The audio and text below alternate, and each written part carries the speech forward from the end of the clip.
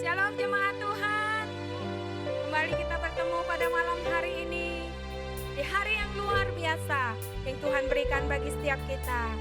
Pada malam hari ini, sebelum kita diperlengkapi dengan pengajaran, mari sama-sama kita siapkan hati kita. Kita katakan pujian ini kepada Tuhan sebagai rasa syukur kita buat segala kebaikan Tuhan. Haleluya.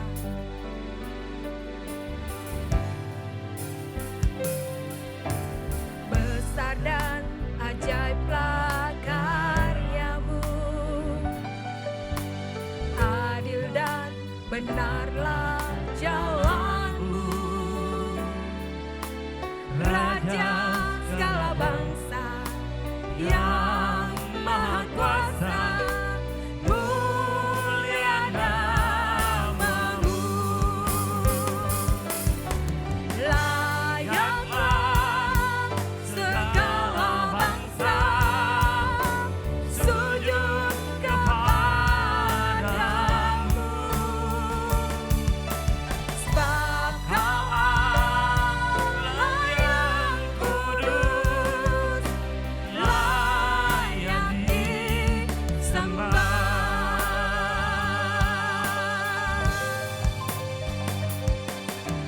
Besar dan ajaiblah karyamu, adil dan benarlah jalanmu, Raja segala bangsa yang maha kuasa, mulia namamu. Layaklah segala bangsa sujud kepadamu, sebab Kau Allah yang kudus,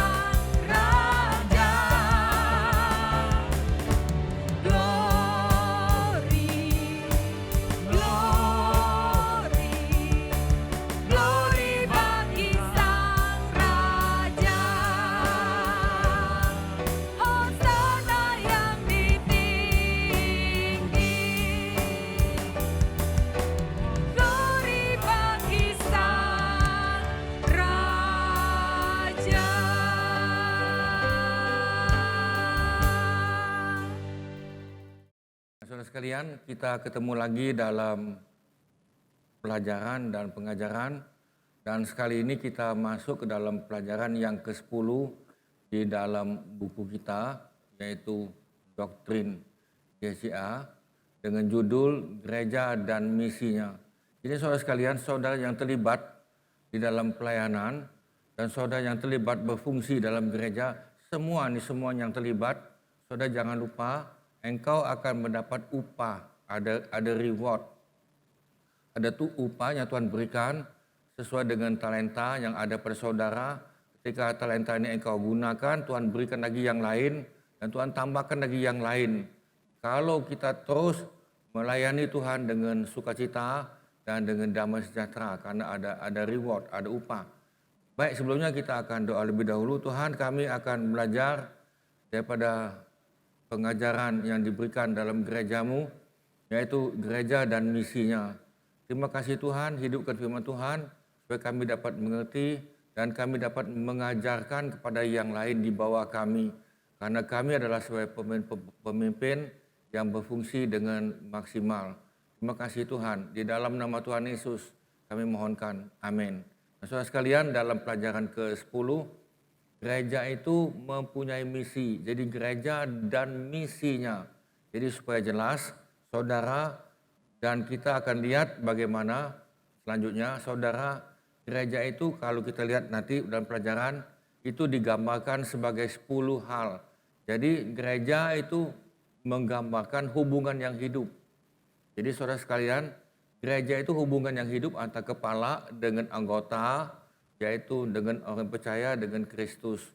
Tentunya dengan semuanya kita ini mesti berfungsi. Hubungan yang intim sama Tuhan. Kalau saudara hubunganmu dengan Tuhan semakin intim, semakin erat, otomatis kita bisa semakin intim dengan sesama manusia. Dengan siapapun engkau bisa hubungan erat dengan intim walaupun kita adanya perbedaan. Tentunya beda tetap dalam persatuan. Nah saudara, gereja itu digambarkan sebagai yang pertama sebagai kepala. Dan gereja, saya ulang lagi, gereja digambarkan sebagai tubuhnya dan kepala kita adalah Yesus. Jadi saudara bisa lihat dalam tayangan ini, Kristus sebagai kepala dan gereja sebagai tubuhnya Tuhan.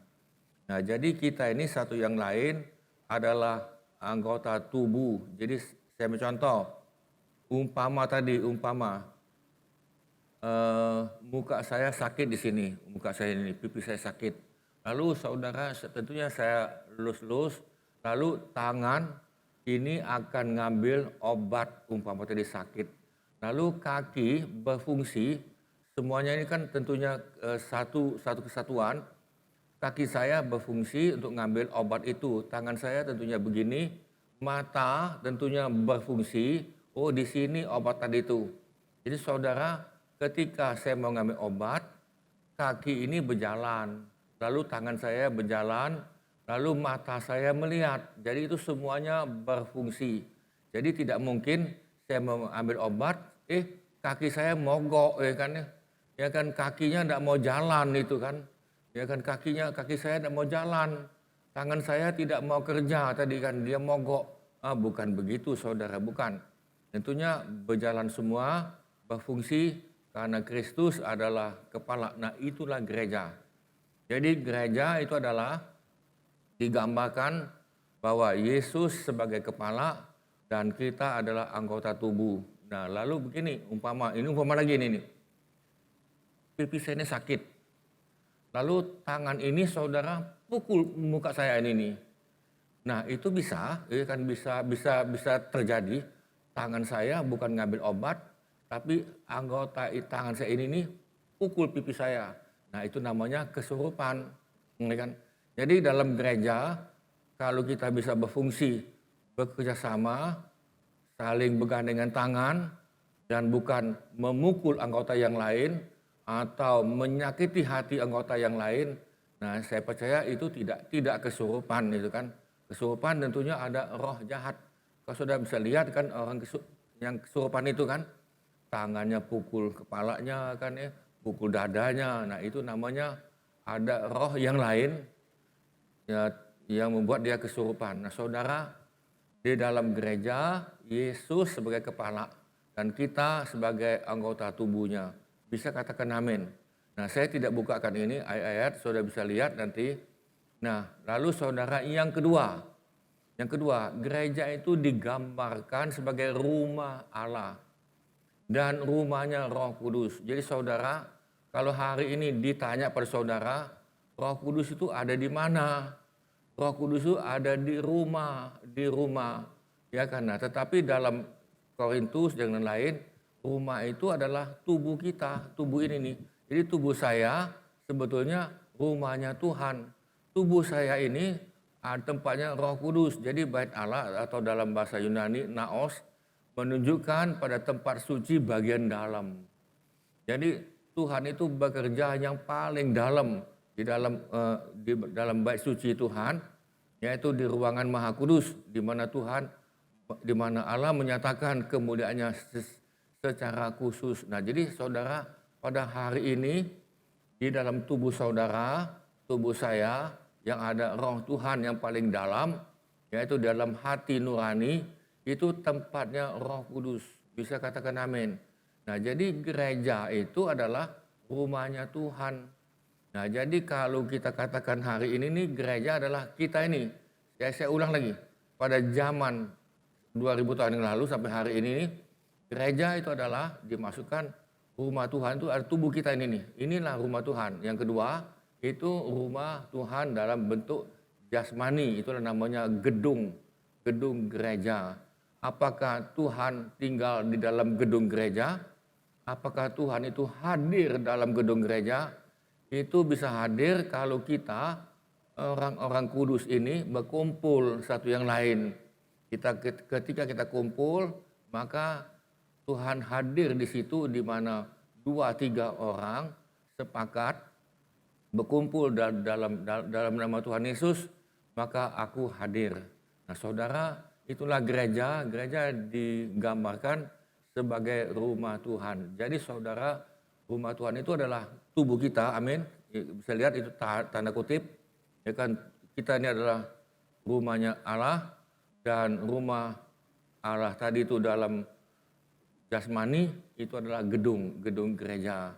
Nah, jadi saudara, Alkitab mengatakan lagi, siapa yang mau merobohkan, merusak bait Allah, maka Tuhan akan merusak dia, akan berperkara dengan dia. Jadi saudara, kita menjaga hidup ini, supaya hidup ini Roh Kudus yang ada di kita ini semakin berfungsi dan semakin kudus dalam Tuhan. Nah saudara, yang ketiga, gereja itu dikatakan sebagai eklesia. Eklesia itu dipanggil keluar dari tata cara dunia ini dan menjadi contoh, ya kan, bagi yang lain. Itu yang dilakukan oleh kerajaan Romawi, di mana mereka membuat satu contoh di Yerusalem. Nah, itulah namanya eklesia. Jadi eklesia itu adalah contoh yang mereka lihat kerajaan Romawi yang ada di Roma. Jadi saudara, tidak perlu engkau pergi ke Roma, tetapi engkau cukup ke Yerusalem.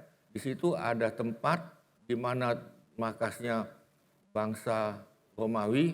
Nah, itu dikatakan eklesia. Jadi eklesia itu sudah satu nama yang cukup terkenal, dan mereka mengerti adalah dipanggil keluar dan menjadi contoh.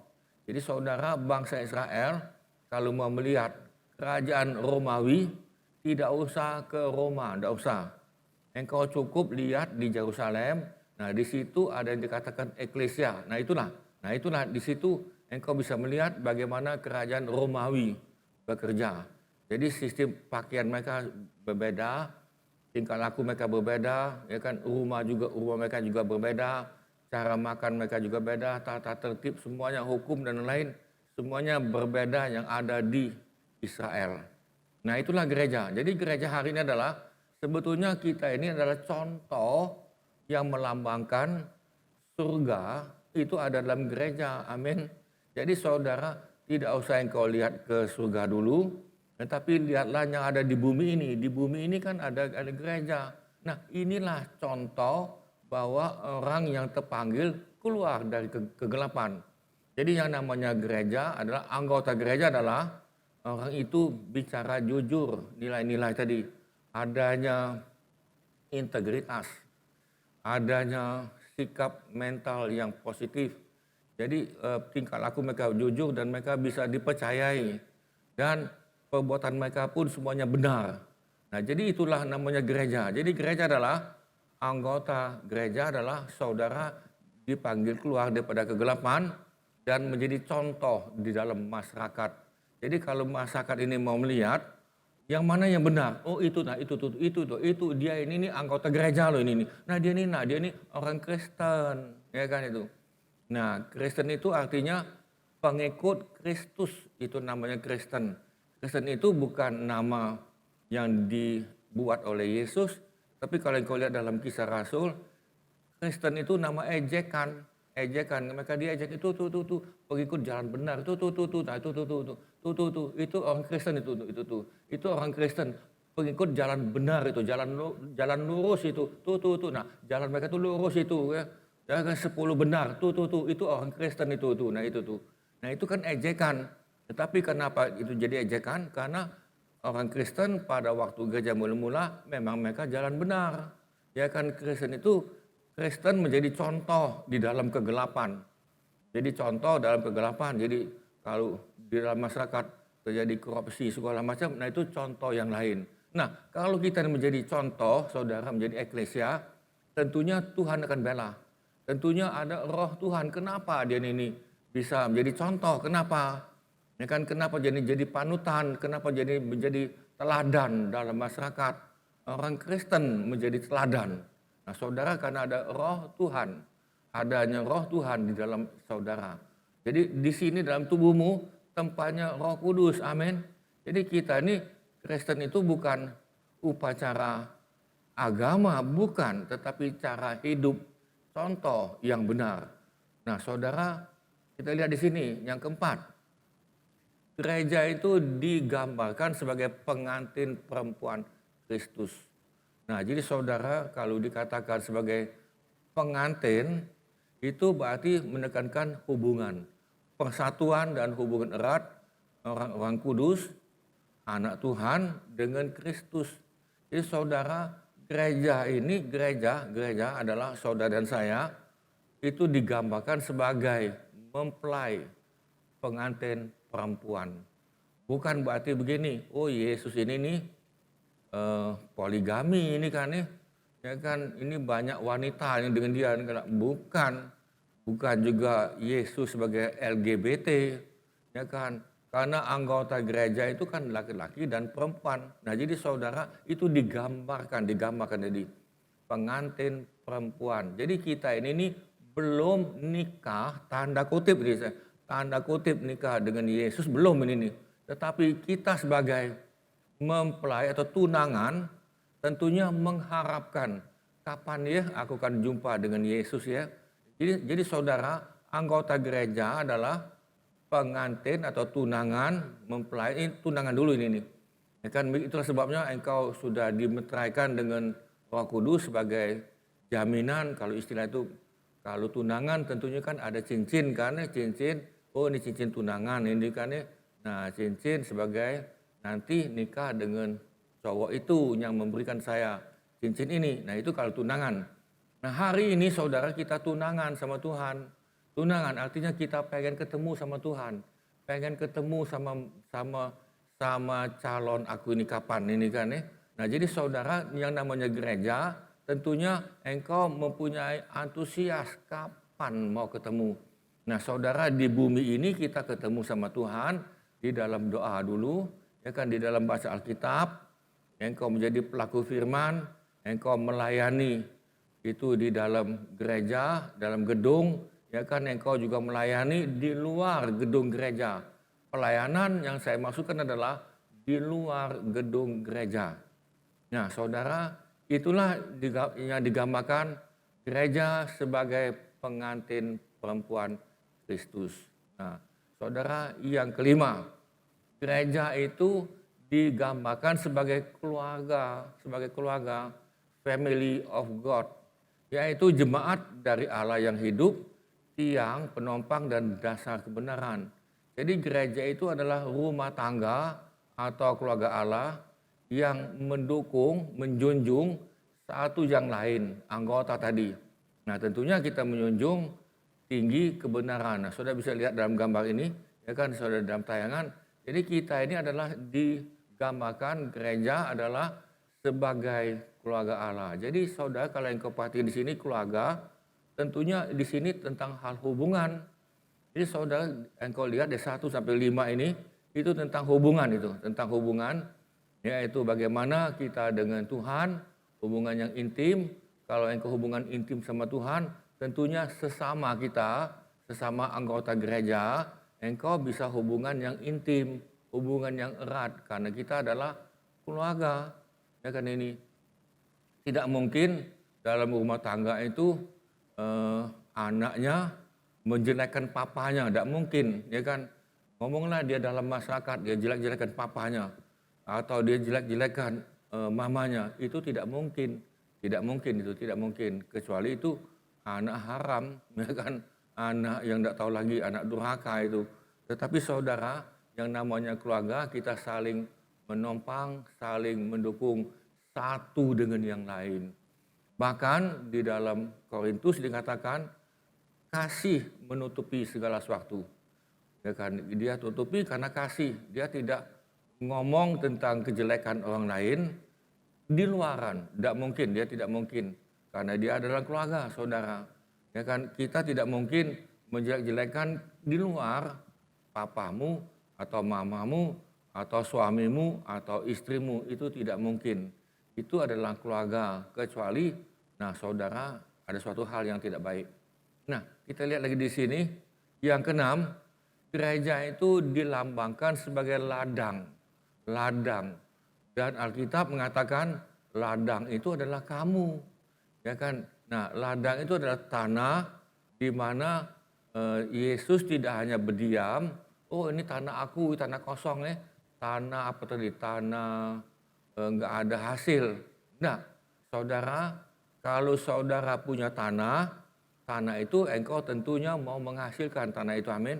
Engkau tanam mungkin ubi, mungkin kan mungkin di tanah itu engkau buat peternakan lele mungkin mungkin juga engkau buat sawah di situ, mungkin juga engkau tanami pohon-pohon, pohon jambu, mungkin pohon pisang dan lain-lain. Jadi tanah itu bukan lahan tidur, bukan. Jadi tanah itu adalah mesti menghasilkan. Jadi saudara, gereja itu saudara dan saya di hadapan Tuhan itu seperti ladang. Dan ladang itu Tuhan mengharapkan ladang itu menghasilkan sesuatu. Jadi bukan lahan tidur. Oh aku punya tanah ya kan di sini aku punya tanah di situ kata Tuhan Tetapi semuanya lahan tidur, ya kan tidak ada apa-apa. Yang ada cuma rumput alang-alang, ya kan rumput dan alang-alang. Nah bukan itu saudara. Dan jadi saudara sekalian, gereja itu dilambangkan sebagai ladang Allah dan juga bangunan. Jadi tanda kutip ini tanda kutip, ya kan saudara bisa lihat. Jadi gereja itu dilambangkan sebagai ladang dan sebagai bangunan. Nah itulah gereja saudara.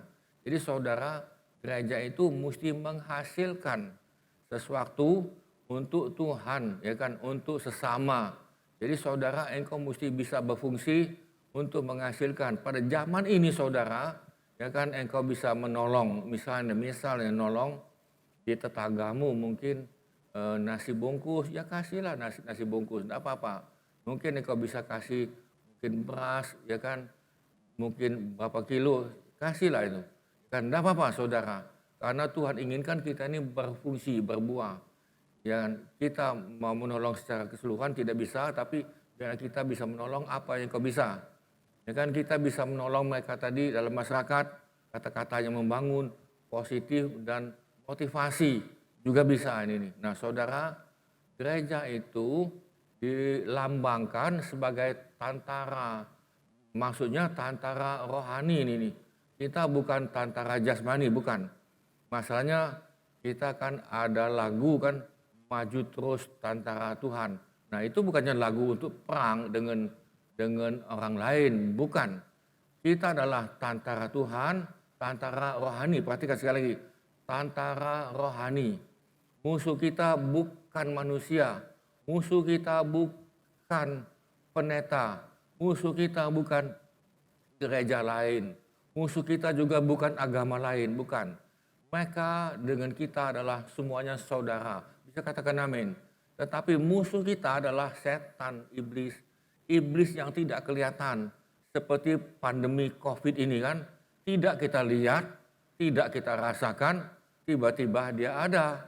Ya kan, tinggal ada yang terkena, terpapar dengan COVID-19.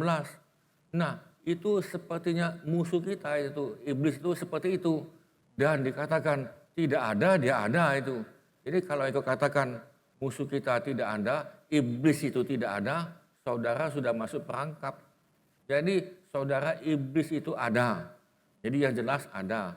Jadi kalau engkau katakan, oh COVID pandemi tidak ada, lalu engkau tidak mau pakai masker, tidak mau dengan yang protokol kesehatan, tidak mau ikuti semua, saudara, engkau satu waktu akan terkena itu. Nah jadi saudara, gereja itu adalah bala tentara Tuhan, rohani, ini dalam rohani, yang dilengkapi dengan seluruh perlengkapan senjata. Jadi saudara, kita ini tentara, jadi saudara diperlengkapi dengan seluruh perlengkapan senjata Allah. Itu pun semuanya dalam rohani saudara ini. Dalam rohani, saya mencontoh dari tadi. Tuhan berikan kita, saudara bisa lihat dalam gambar ini, saya lihat tayangan dulu ini. Nah, engkau bisa melihat kan ada pedang kan. Pedang itu adalah firman Tuhan. Jadi saudara, ketika setan bicara sama engkau, berikan engkau pikiran yang tidak baik, engkau kutip firman. Ya kan, engkau kutip firman. Lalu engkau terjadi keributan. Apa kata firman? Jadi saudara, Tuhan berikan kita juga kepompong di sini ini kan.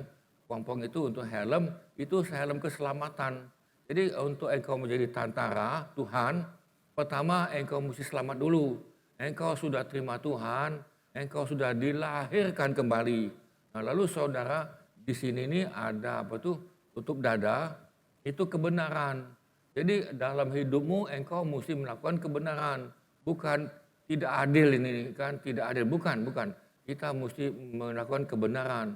Nah kebenaran ini saudara, kebenaran Tuhan. Lalu saudara bisa lihat ikat pinggang, lalu saudara bisa lihat ada sepatu kan, ada sepatu, tentunya sepatu ini kan sepatu zaman dulu, yaitu sepatu ini adalah kerelaan hati, kakimu untuk beritakan firman Tuhan.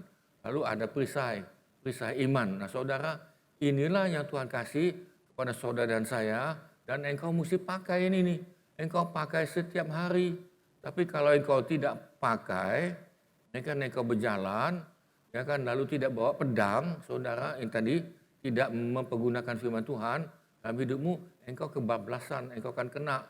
Nah engkau tidak pakai perisai, engkau ditembak, lalu langsung kena ini. Nah jadi saudara, kita mesti ada iman, ya kan tanpa iman saudara tidak mungkin berkenan di hadapan Allah.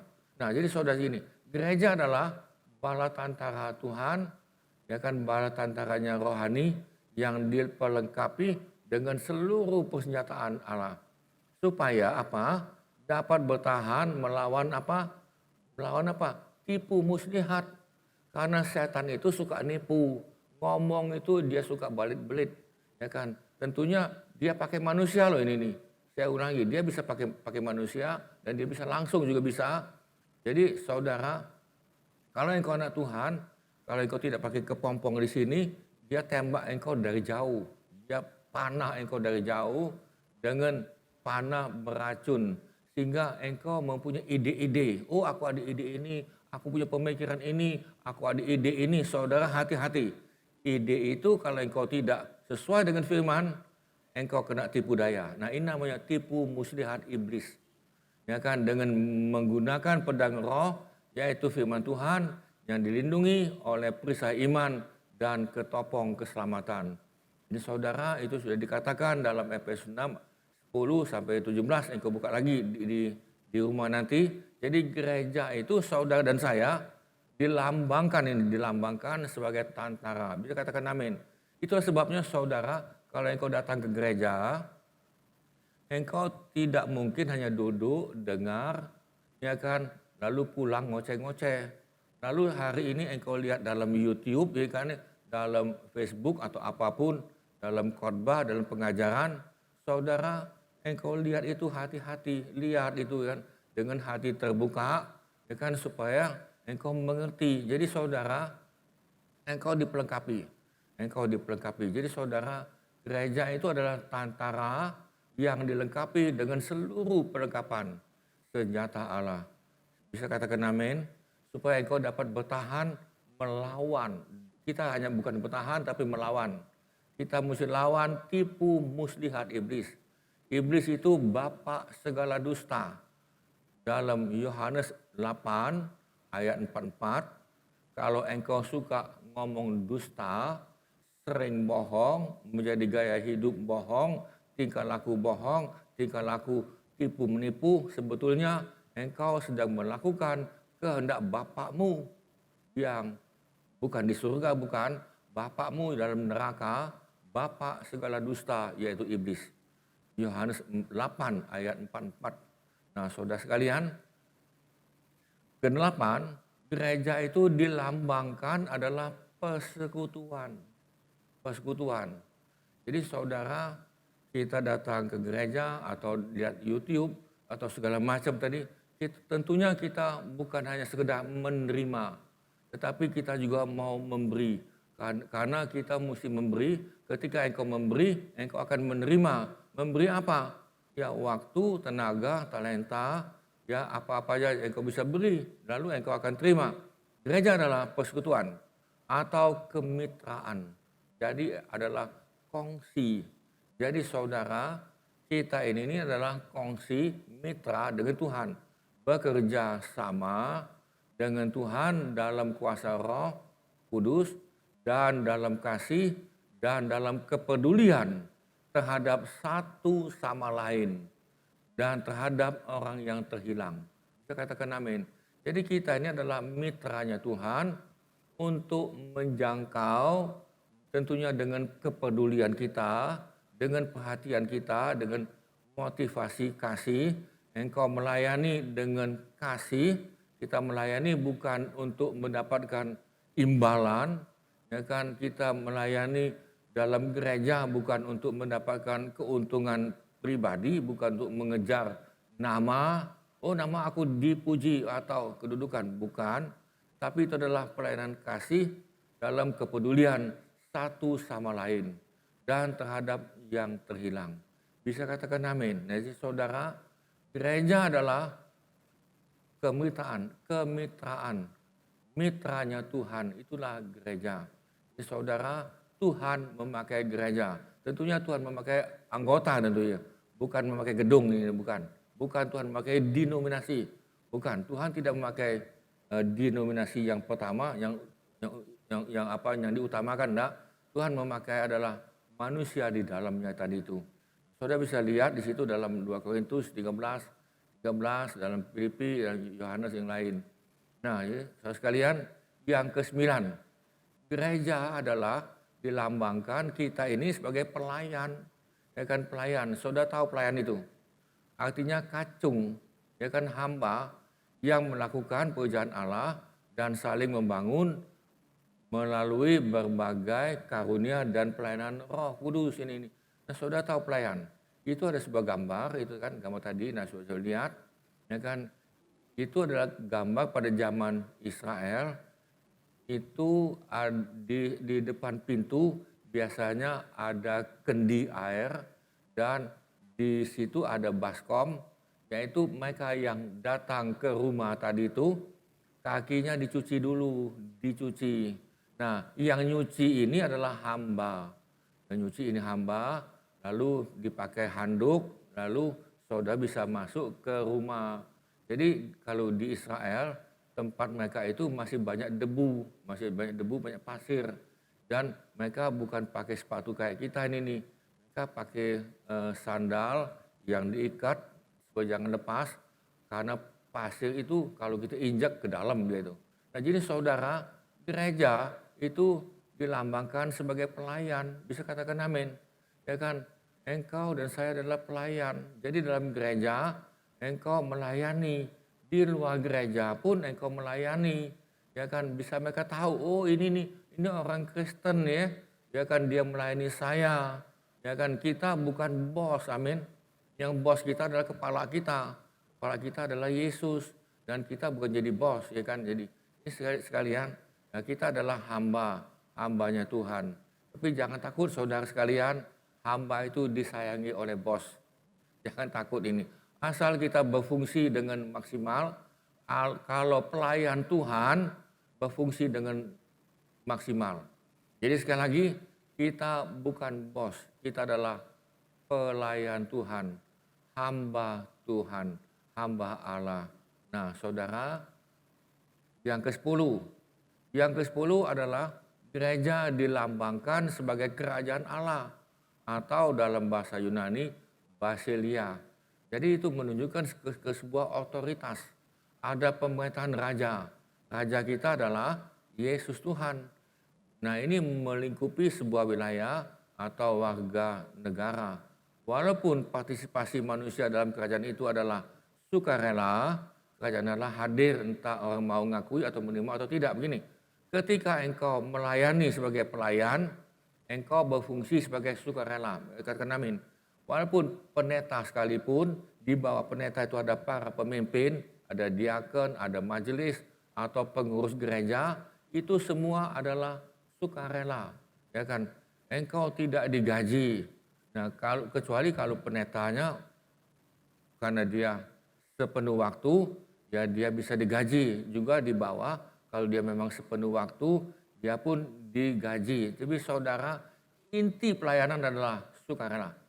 Jadi saudara, dia melayani dengan sukarela sebagai hamba. Saudara tahu hamba itu, ya kan, dikatain orang, diem, ya kan di dalam mau makan, kan kita ngomong, oh ini dek sini ini, ada ini kan, nah dia jalan kan, itu namanya hamba, pelayan masyarakat. Nah itu yang lebih tepat, kita ini adalah pelayan dalam masyarakat. Jadi bukan penguasa, bukan penggede, bukan. Jadi saudara, apalagi engkau sebagai pendeta, pemimpin, majelis, oh aku ini penggede ini kan, aku ini penguasa. Bukan, salah. Kita adalah pelayan, kita adalah hamba Allah. Jadi saudara, gereja itu seperti dalam sebuah kerajaan. Itu gereja seperti ini, lambang ini, ya kan. Sehingga Yesus mengatakan, di antara kamu ada hadir kerajaan Allah.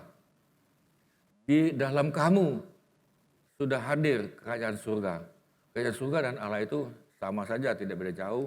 Nah saudara, tugas gereja apa?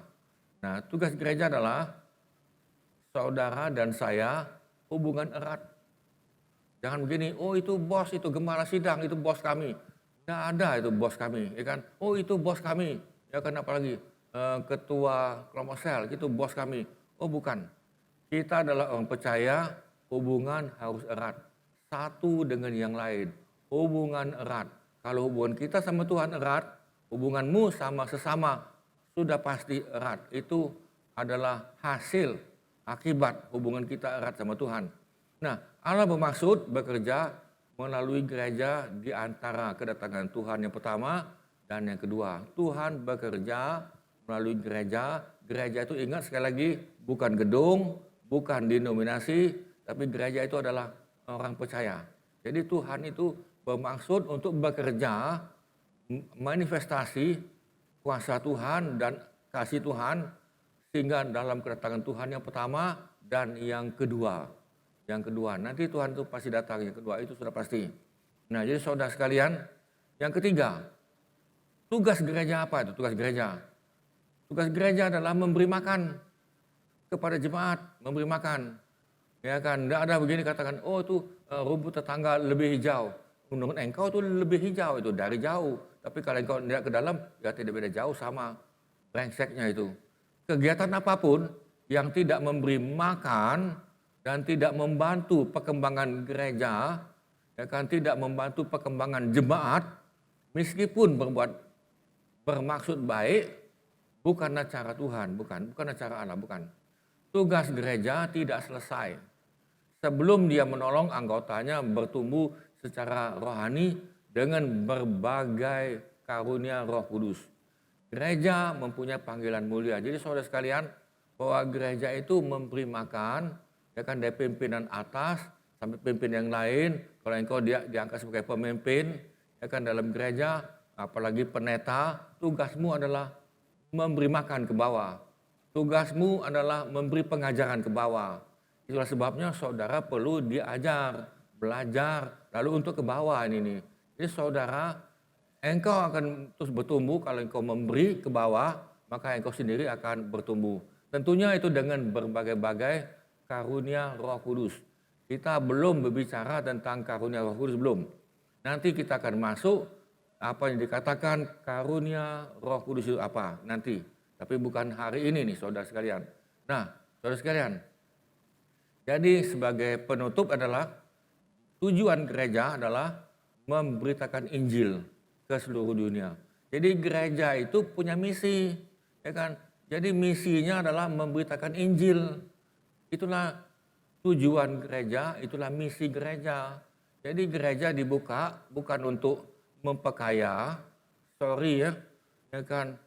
Pendetanya bukan untuk memperkaya pendetanya sehingga pendetanya menjadi multimilioner, ya kan, ada itu, ya kan. Nah, gereja adalah memberitakan Injil ke seluruh dunia sebagaimana Yesus Kristus sudah datang ke dunia untuk mencari dan menyelamatkan yang hilang. Demikian juga perluasan tubuhnya, yaitu gereja pada zaman ini adalah untuk mengambil bagian dalam hal yang utama ini. Jadi saudara sekalian, gereja, saudara dan saya memberitakan Injil. Bisa katakan amin. Engkau menjadi saksi, engkau jadi eklesia, jadi contoh. Jadi mereka akan terima Yesus kalau lihat engkau menjadi contoh. Jangan begini, tuh orang Kristen, tukang nipu. Nah saudara, engkau menjadi batu sandungan. Engkau sendiri tidak masuk surga, engkau masuk neraka, ajak orang lain. Seperti kata Yesus kepada orang Farisi. Orang Farisi itu tidak masuk ke kehidupan kekal, tidak masuk surga, tapi dia membawa orang lain masuk neraka. Nah itulah menjadi orang Farisi, ya kan, guru agama daripada bangsa Yahudi dahulu ini dalam Alkitab. Nah jadi saudara, yang kedua, gereja adalah melayani Allah. Tujuan manusia dan tujuan tertinggi adalah memuliakan Allah dan sepenuhnya menikmati Dia selamanya. Jadi saudara, tujuan gereja adalah engkau mempermuliakan Tuhan. Mempermuliakan Allah itu di mana? Dalam gedung. Seminggu cuma 2 kali. Sekali mungkin ya. Apalagi hari ini nih pandemi. Engkau tidak memuliakan Allah dalam apa? Jadi saudara, memuliakan Allah itu bukan berarti kita memuji Tuhan, ya kan, memuliakan Allah ngangkat tangan hari Minggu, ya kan, datang terlambat pulang cepat mungkin ya. Yang penting aku memuliakan Tuhan, bukan itu. Memuliakan Tuhan adalah dalam hidupmu Tuhan dipermuliakan.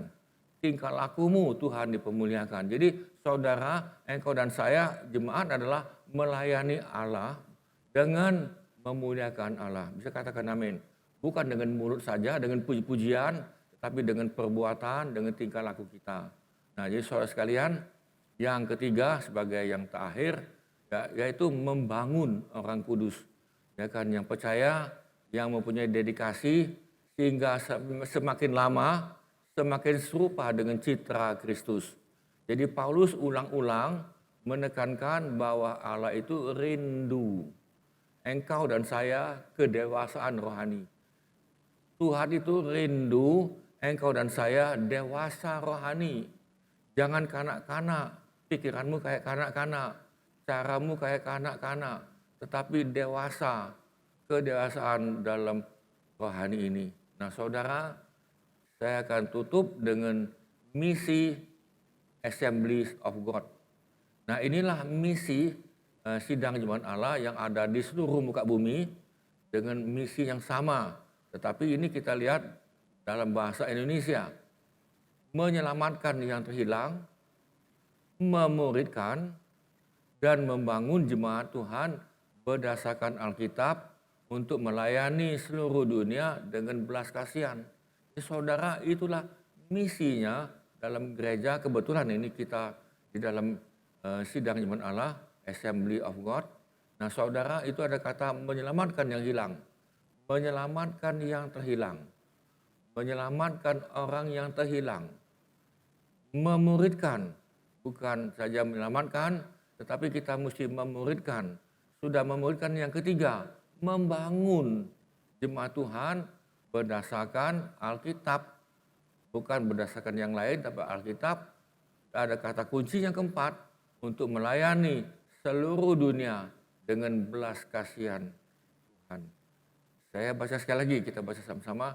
Menyelamatkan yang terhilang, memuridkan, dan membangun jemaat Tuhan berdasarkan Alkitab untuk melayani seluruh dunia dengan belas kasihan. Kita berdoa, Tuhan, biarlah kami sebagai anggota gereja Tuhan, kami dapat berfungsi seperti yang Tuhan gambarkan. Kami sebagai mempelai pengantin perempuan, kami sebagai rumah Allah, dan sebagainya Tuhan, biar kami semuanya berfungsi dengan maksimal, sehingga hidup kami semakin keserupaan dengan Kristus.